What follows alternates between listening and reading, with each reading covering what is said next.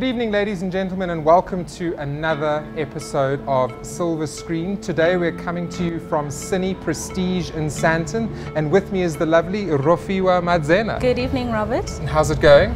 You know how it is, watching movies, being disappointed, being a little bit excited by some, but you know, that's how it goes. Well, let's get straight into it. What have you watched this sort of last weekend that, number one, tickled your fancy and that really put you off? Something that was almost interesting was The Circle. And The Circle. Knowing is good, but knowing everything is better. It's only the things we hide that get us in trouble. Everyone is talking about the most provocative thriller of the year. Is there anything you want to tell us? Emma Watson. I'm the only one who can do this. Tom Hanks. You think this was just a camera?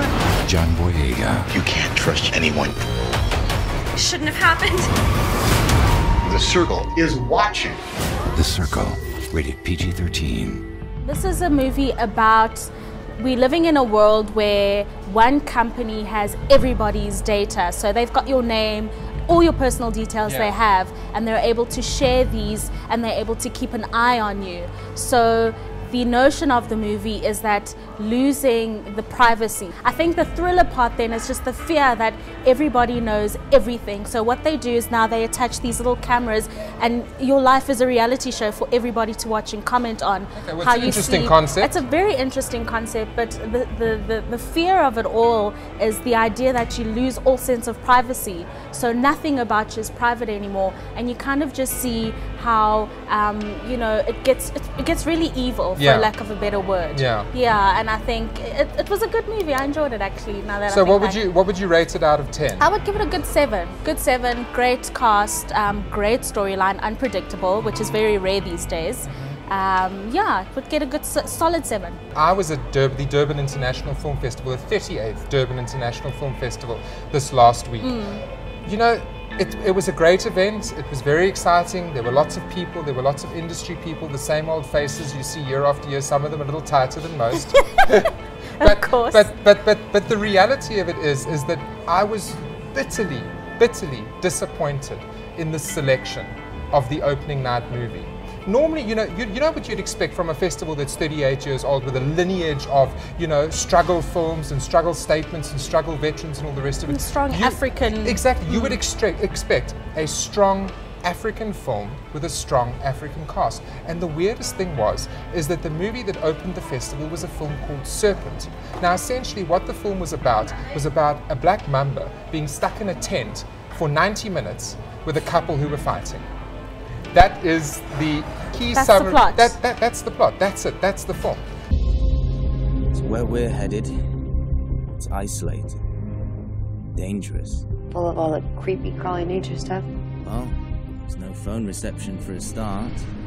See the sign for Suicide Gorge? Yeah. Follow that sign. Are you serious? Now be careful, the snakes are out this time of year. That's comforting. Wow. Look at this place.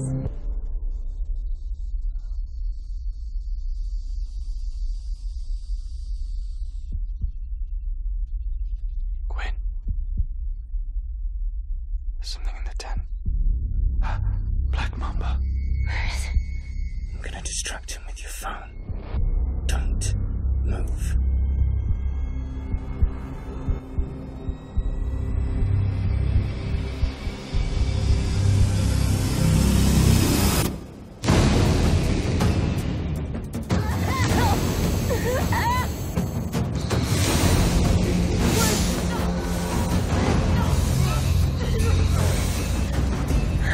What did you do?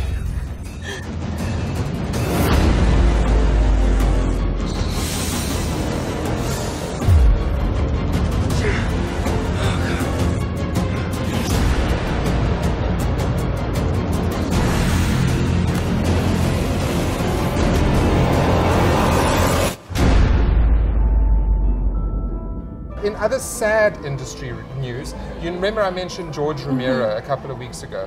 George Romero has passed away at 77. Now, he was the director of Night of the Living Dead, which back in 1968 changed the face of the zombie genre forever. You know, before him, there was no zombie film. Now, this is a man who created a genre. He pioneered the genre. He then went on to direct Dawn of the Dead and Day of the Dead, which has become known as the Dead Trilogy. He also did another great little film in 1988 called Monkey Shines, and The Dark Half in 1991. But he had a great filmography, and George Romero was truly a master of horror. Now, I mean, you know me and horror the films. horror genre. And I mean, this man was a master of horror, but you know why he was a master of horror? Not purely because he made, you know, cheap and nasty horror films, but because he made the kind of horror films that made you think. They were all essentially social commentaries, and that's what made his movies so good. So it differentiates it from the rest. It's a great loss for the industry as a whole to lose someone of George Romero's character. So, moving into the local box office now, Nul Is Nie Niks Nie opened in 9th with 488,000 Rand or 43 screens. You know, it's okay because it's quite a big release, and the thing is it was based on a very popular novel. And you know, I interviewed the director, the producer of the film last week, and I'm disappointed for them. Obviously, they would have expected a slightly bigger box office, but it is what it is. Maybe it'll have sort of some staying power. Maybe the box office will pick up or tick up in week 2. I don't know though. I'm not convinced. The House, another new film with Will Ferrell and Amy Poehler, opened in 7th with 800,000 Rand or 48 screens, which isn't bad, I guess. You know, I don't know. What do you think? Look, it's not bad, but you know, Will Ferrell. I mean, this is a man who is being paid $20 million a picture. You know, so standard. Back in the day when he was opening, when his films were opening big, he was getting $20 million a picture. You know, and Amy Poehler is no slouch either. She also gets paid a few bob a film. So the reality of it is, with names this big, the film should have opened bigger. Oh God, no, I don't want to click it. I'm not gonna click it. Why don't you click it? If they say no to you, I say we say no to them. If they don't want my baby, they're stupid. I got it!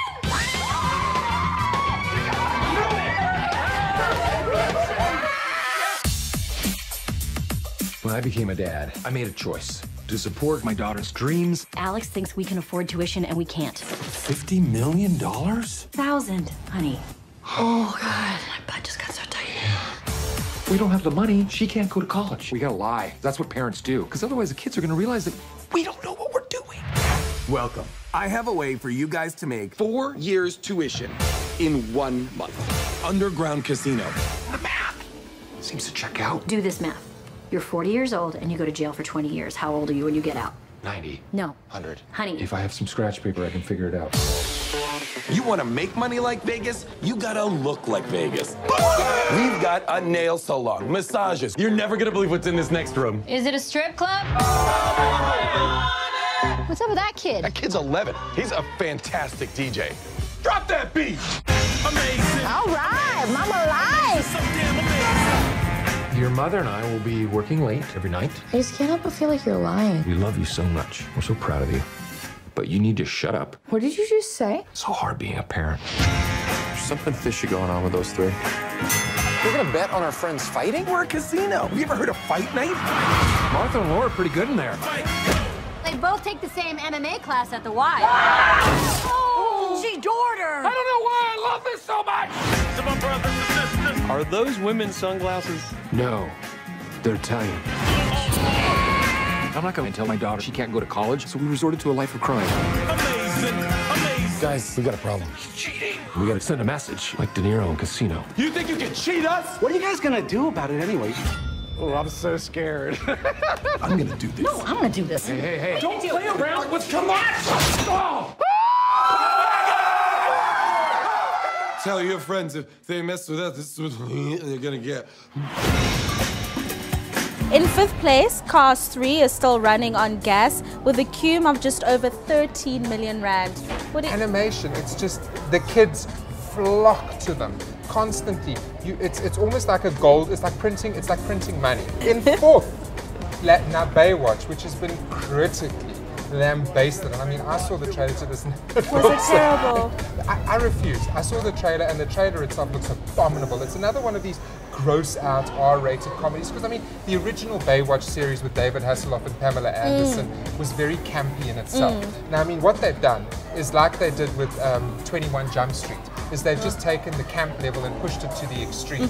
But the thing is the 21 Jump Street actually had solid performers. Here you've got Zac Efron and The Rock. I was about to say, when I saw Zac Efron was starring, I already knew it's gone to the dogs.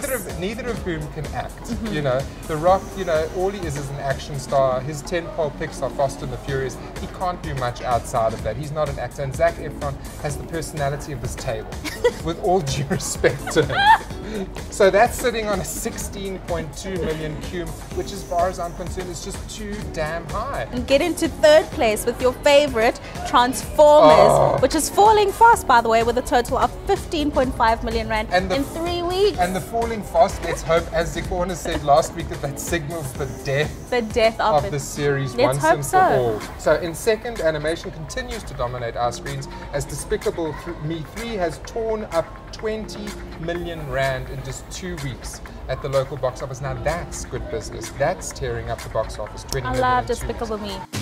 So, how are things career-wise? You're fired! It's time to get back on top. We're going back to villainy. So good, so bad.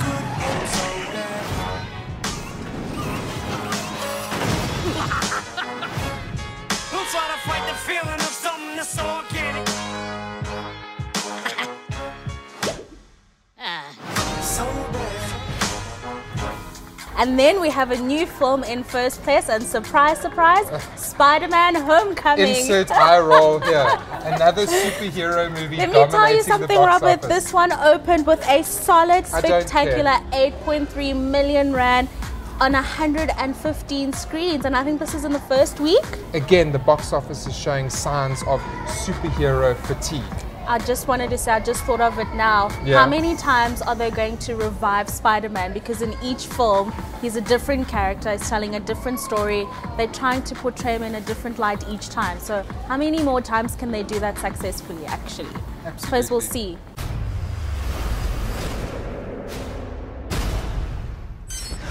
This is the greatest day of my life. Stark is helping him up his game with his suit and the tech and all that. Good evening, Peter. Hello? Congratulations on completing the training. You have access to your suit's full capabilities. Thank you. The suit is the coolest thing that has ever happened to me. It was just a dream come true. You have 576 possible web shooter combinations. Awesome. Spiderweb. Whoa. Web grenade. Web grenade. Reconnaissance drone. Whoa. That's really cool. Enhanced combat mode. Activate taser web! Super jump. Web wings! There's always a real special moment when I put the suit on. Hey, suit lady, what are they doing? Would you like to hear what they're saying? I can hear what they're saying. Activating advanced reconnaissance mode. I'm sick of sitting around out here. That is awesome. I can keep the suit? Of course, doesn't fit me.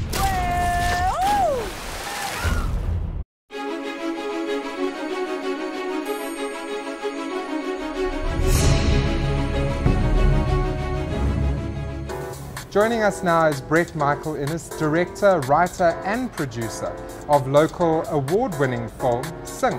Britt, welcome to Silver Screen. Thanks, good to be here. And on Silver Screen we've got this constant debate about the problem with Hollywood at the moment. What's your take on that? I guess the amount of risk that's involved in filmmaking from a financial perspective has affected how the stories are created. It costs a lot to take a big risk to create something new, so the safer option is to remake old things that they knew worked, that had established audiences, or to do sequels and threequels and fourquels and to just keep going with it. There's a guaranteed audience so that you at least know your returns will come back. It truly takes a lot of guts to make something new, and in the current climate, it's hard to make a return. Now, at CNBC, we're all about money. So with regards to film financing, how did you guys go about getting your financing in place for Sing? Ours was pretty simple. We got a pre-sale from CakeNet. Traditionally, the channel will wait till the film is made and then purchase it, but they really liked the script and the filmmakers who are attached, so they actually provided the money up front in exchange for television rights. and then the Department of Trade and Industries rebate that provided the other 35%. It was a very low budget film, but we managed to attract... Okay, define low budget for us. Well, we're about in the 4 million range, which it's higher than micro budget, but... it's bigger than our budget. But yeah, I mean, most decent South African films are trying to come in at about 7 or 8, but then that gap is quite hard to make up because especially depending on genre, cinema attendance is down, but that's a worldwide thing. Tell us a little bit about, what it is that you've got lined up and where you're going in terms of film. I won't tell you the name because the signature is still coming. I'm not going to be that guy. Fair but enough. It's an adaptation of an iconic South African novel, which I'll be doing again with CakeNet. We actually had a script feedback session at DIF, and they're very happy with where we're going. So hopefully that will transpire next year. We'll head into production. And then why were you down at DIF this year? They invited you for a screening of Sync, am I right? I came down for multiple reasons. I find as a filmmaker, because especially with writing, you do that all in isolation. It really helps to go to a festival or an event like DIF, because you just end up connecting with other producers, directors and writers, and you feel less alone. So that was part of the reason, and we just so happened to get a screening there for the Durban Talent Campus, and led to a great Q&A session with some of the talent alumni, just around production and then just around the movie. But I had an absolute blast just being on the deck of the Elangeni Hotel and met some incredible producers. Honestly, the amount of international people who came through there, I'm glad I didn't go to any of the sessions because I met them all there and managed to get their email addresses. Just speaking then, just more from the festival, what would you make of the state of quality of South African films, just being exposed to other writers and producers? We're in such a great place in that we're producing some incredible content. John Trengrove's The Wound is the immediate thing that springs to mind from the festival. Just chatting about that earlier. Robert just raved about it. No, incredible, incredible. And the thing is, I mean, 6-7 years ago, that would be one film that would come along every 2 years, but we're getting one of these every 2 months. So there's all the popcorn films, which is great. They keep the industry going. They mean investors will actually put money in, and then you get the films like The Wound, which really, while traditionally they don't have a big drawing card for local audiences, they bring in the accolades internationally, and I'm so excited for where John's career is going with it, because it's going to open huge doors. Do you think though that those kind of, let's call them art house films, might have a bigger audience if more money was pushed in terms of marketing them? The wider you open a film, in my opinion, the more opportunity you give people to see it. Now, I understand why a rom-com will get a 60, 70, 80 screen release. I'm no fool. But surely, if a film is a South African film and is being told from a South African context, it should automatically get preferential treatment. We get back to that whole local content vibe. That's, I mean, I don't know what your opinion is on something like that. I would hope so, but I think no matter how much buzz you put around a film like Sync, like 12 Years a Slave, it's never going to get the mass audience in. And we were quite strategic in that we capped our P&A. We didn't go for the wide release because we knew we were going to have to pay for all those cinemas, and then they're only going to be maybe 20% full. Rather go out on 20 screens, which is what we did, and then have them at a higher capacity. We did better than most Oscar contenders when we released locally, but the audience who will actually go and watch those movies is always going to be small. It helps to get a bit of buzz perhaps from awards and that, but traditionally art house films don't make money in that context. Cinema is becoming that, or has been for a long time, but that experience where you go out and you watch a big film. To get people to watch these kind of films, you have to, as much as everyone would love to think their movie is going to sell out screens, I was given a very sobering talk with by my distributors, and I think we made the right choices there. You want to have people aware of your project, but with a project like Sync, I don't think we could have had billboards all around the city. They call it a castor oil film in that it's healthy for you, but like taking medicine, you don't want to do it. You want to rather have junk food. So it's just the limitation of the genre, and yeah. But then we get into this whole sort of discussion about, art versus commerce? And are the two sort of always intrinsically linked, or can you separate them, or can't you? You know, so which to you is preferential, art or commerce? Let's put it that way. I'd love to get to a point where I'm doing both. So just to think, Nolan's Dunkirk doesn't even need a festival release. And I assume based on his previous work, I feel it's that perfect combination of the two. Personally, I would prefer art just because my goal is to tell good stories, and I have a natural inclination towards that. I wish I could think in the way of a director who does Fast and the Furious. My mind doesn't work that way. No, we like you just the way you are. But you stay in your lane and make what you're able to do. For those guys, they're catering to a great market, and I've noticed it in the essay industry. A lot of directors who do the more commercial stuff sometimes are made to feel less by those who get the award-winning thing, but then maybe 300 people watch their movies. So I think know what you're good at, know what your preference is, and then aim towards it. I would hate to be doing what I'm not good at, and yeah, that's definitely not my leaning. Do you think that there's ever going to come a point in time where the silver screen, as it were, dies completely and people stay at home and watch movies and stream them and that's it? No, I think it'll change. I think on a local level, our exhibitors are going to have to pull up their socks, because why am I going to watch a movie where the projector is at 50%, the sound is bad and the seats are broken, when I can watch it very comfortably at home at a higher definition? I think the shift is going to be that exhibitors are going to have to sell the experience of cinema. So whether it's pop-up cinemas that have restaurants attached to them. I still love going to the movies to watch movies, but I can't deny that Netflix has given me access to films that I would never have been allowed to see because they wouldn't be picked up here. So I don't think it'll die, it'll change.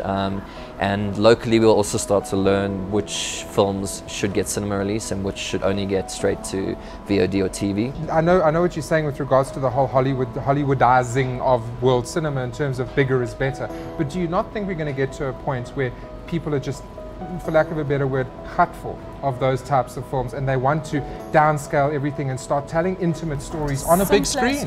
Simpler stories. Oh, that's already happened. The essay industry is proof of that. The independent circuit in the US, and I mean European cinema always tends to lean towards that. So that's always been there. I think it's perhaps getting highlighted more. And independent filmmakers are given more opportunities to tell their stories, more platforms on which to show them. So I think we're there, and I don't think it's a negative in any way. In the same way that DVD stores and the change of format to, I guess, streaming, it killed the platform of DVD, but it didn't kill cinema. It just changed how we watched it, and I don't think that will ever change. Yeah. And lastly, one last thing I want to ask you, this is purely from a financial perspective. Now, as I said, CNBC, we're all about money. So if you had to look at a young filmmaker, let's say an 18, 19, 20-year-old person who wants to go out there and start making films, number one, what advice would you have to them from a career perspective in terms of a career path to follow? Number two, what do they do to sustain themselves financially? Because I mean the gap between projects sometimes is, you know, so what do you do to sustain yourself financially in those between project gaps? Yeah, well, I mean personally I can film and edit, so I've been doing corporate videos in the lead up to Sync. Fortunately I'm getting cash from my writing now, but I still do the odd one just to fill up that bank account. You may win awards for your feature, but you've still got to earn cash. So I just think the best advice for them is to get involved in sets as much as possible. I was in the fortunate position where I could write the content and be one of the producers on the project, so also know how to get it off the ground. Most people tend to fulfill one of those places. So if you're a writer, start making friends with producers. If you're a producer, start making friends with writers. And then, I mean, I'm in the fortunate place where I don't have a partner, I don't support anyone, I'm not supporting ill parents, and I have generational kind of privilege that has been passed down to me, and it's been hard for me to get it off the ground. So, and it also takes time. I mean, I'm 10 years in a journey to get to this point. You don't do this and have fun and then suddenly you have these women fulfilling these places. But I think we're moving in the right direction, and it's an exciting place to be. Awesome. Well, Britt, thank you so much for joining us. That was Britt Michael, the director, writer and producer of Sync. And Rafi, I think that about wraps it up for today. Absolutely, Robert. Very insightful comments coming through from Britt this evening. Absolutely. And join us again next week, same time, same place. Ciao for now.